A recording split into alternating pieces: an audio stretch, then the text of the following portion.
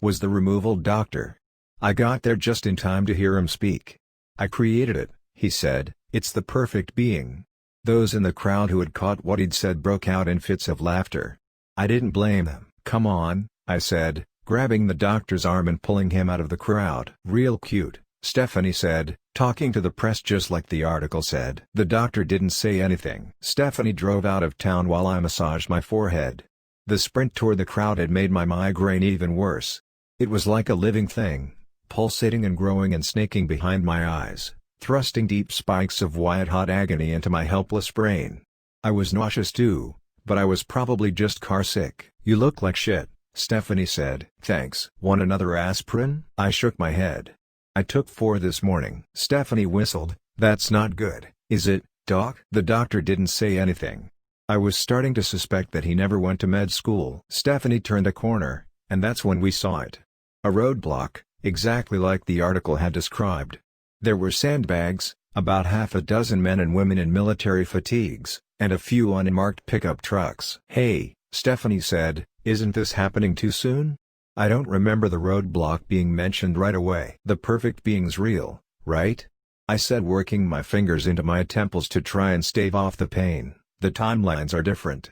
The doc became real like a week ago, but he already had finished the perfect being. He didn't have to get all the parts over a few months as the article said. I think that the timeline has to match when the papers are delivered to make the things in them come true." "Well, we're not getting through today. Those guys look like they mean business," Stephanie said. "Wait, the last article got delivered on Wednesday at midnight, right? In it, the perfect being descended in the afternoon, and that's when it got eaten." "So Thursday afternoon," I said. "Great," Stephanie said, "I guess we know when reality gets flushed down the toilet."